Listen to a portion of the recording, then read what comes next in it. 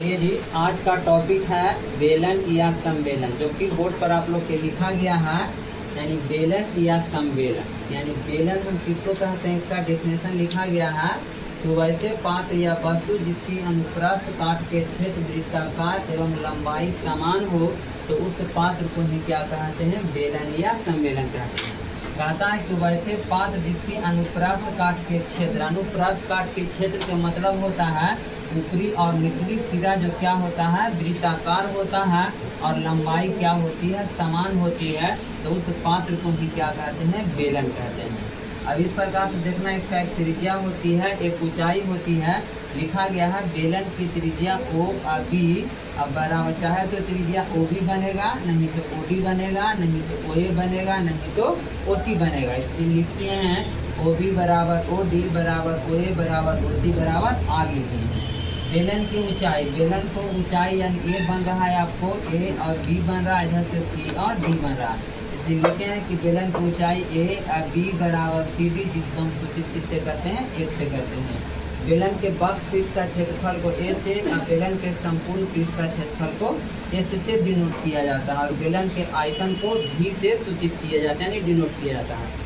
यहाँ समझना है बेलन के क्षेत्रफल दो होता है, एक वक्र पृष्ठ का क्षेत्रफल होता है, एक संपूर्ण पृष्ठ का क्षेत्रफल होता है। वक्र पृष्ठ का मतलब होता है बाबू कि इसका जो आंतरिक भाग, जो खाली जो भाग है, इसका जो हम क्षेत्रफल निकालेंगे, इसको हम क्या कहते हैं, वक्र पृष्ठ का क्षेत्रफल कहते हैं। और संपूर्ण पृष्ठ का क्षेत्रफल पूरा जो भाग निकलता है, ये जो बेलन इसका कुछ मोटाई जरूर होगा, ये पूरा जो क्षेत्रफल हम निकालते हैं उसी को हम क्या कहते हैं, संपूर्ण पृष्ठ का क्षेत्रफल कहते हैं। अब आगे देखना है, इस पाठ में लिखे हैं फॉर्मूला इसका कुछ होता है। बेलन के वक्र पृष्ठ के क्षेत्रफल के फॉर्मूला होता है, यानी बेलन के वक्र पृष्ठ के क्षेत्रफल के फॉर्मूला होता है 2 पाई RH होता है। एक होता है बेलन के संपूर्ण पृष्ठ का क्षेत्रफल, यानी वक्र पृष्ठ के क्षेत्रफल में जो वृत्तीय जो परिधि जो होता है, यानी वृत्तीय जो परिधि जिसका क्षेत्रफल क्या होता है, पाई आर के स्क्वायर ऊपर और पाई आर के स्क्वायर नीचे होता है। तो पाई आर के स्क्वायर और जो पाई आर के स्क्वायर जोड़ेंगे तो 2 पाई आर के स्क्वायर हो जाएगा। तो ये लिखे हैं बेलन के संपूर्ण पृष्ठ का क्षेत्रफल वक्र पृष्ठ के क्षेत्रफल में 2 पाई आर के स्क्वायर क्या करना है, जोड़ देना है। इसमें से 2 पाई आर कॉमन ले लेंगे, बच जाएगा h प्लस आर बच जाएगा। बेलन के आयतन के फॉर्मूला होता है पाई आर स्क्वायर h होता है। एक होता है खोखला बेलन, क्या होता है, खोखला बेलन। खोखला बेलन के मतलब क्या होता है, पाइप। पाइप देखा है, या ये पेन देख रहा है, इसको भी अंदर से क्या है, खोखला नहीं है, इसी को हम क्या कहते हैं, खोखला बेलन। इसको कुछ तो मोटाई तो जरूर है ना, कुछ मोटाई, तो उसी को हम खोखला बेलन कहते हैं। खोखला बेलन में त्रिज्या दो होती है, एक छोटा त्रिज्या होता है, जो आंतरिक जो होगा बेलन इसका त्रिज्या कम होता है, जो बाहरी जो बेलन जो होता है उसका त्रिज्या ज़्यादा होता है।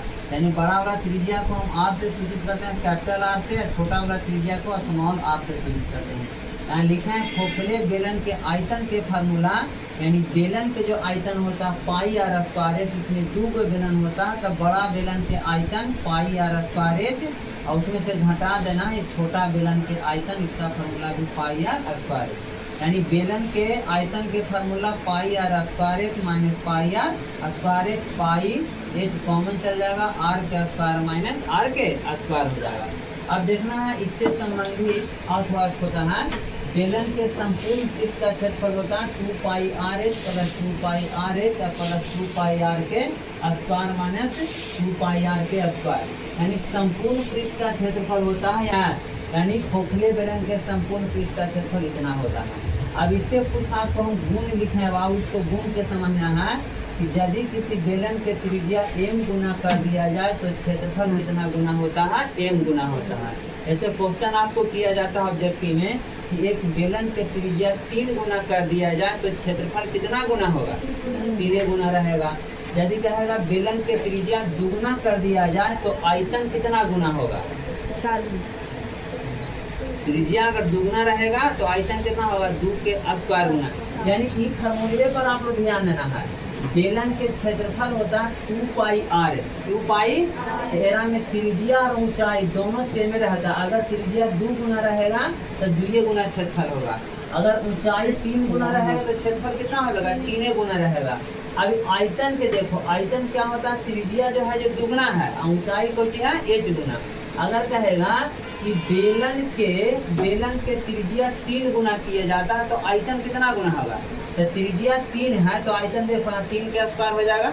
यहाँ समझने के प्रयास करो, त्रिज्या 3 गुना तो आयतन कितना गुना 3 के स्क्वायर, तो 3 की आए 9 गुना। अगर कहेगा कि बेलन के त्रिज्या अगर मानते हैं, कहेगा बेलन के त्रिज्या 5 गुना, बेलन के त्रिज्या 5 गुना, तो क्षेत्रफल के गुना,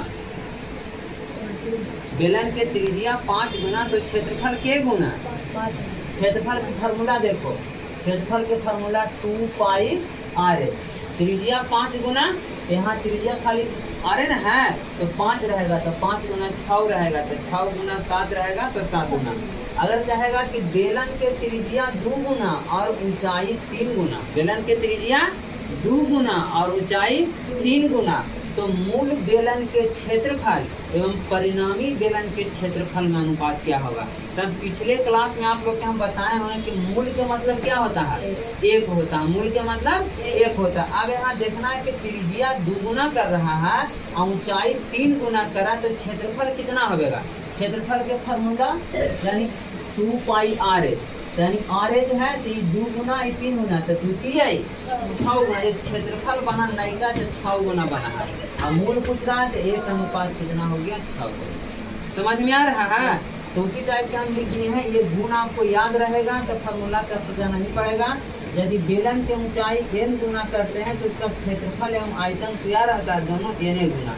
जैसे इस पर एग्जाम्पल पूछेगा कि यदि किसी बेलन की ऊंचाई 5 गुना कर दिया जाए तो उसका क्षेत्रफल कितना गुना होगा, 5 गुना, आयतन कितना गुना होगा, 5 गुना। अगला क्वेश्चन यहाँ लिखे हैं, यदि किसी बेलन के त्रिज्या m गुना और ऊंचाई n गुना कर दिया जाए तो क्षेत्रफल कितना गुना होता है, mn गुना होता है। क्षेत्रफल क्या होता है, mn गुना होता है। अब जैसे क्वेश्चन कहते हैं बेलन के त्रिज्या 5 गुना और ऊंचाई 3 गुना, बेलन के त्रिज्या 5 गुना और ऊंचाई के गुना, तो क्षेत्रफल कितना गुना होगा, 15 गुना।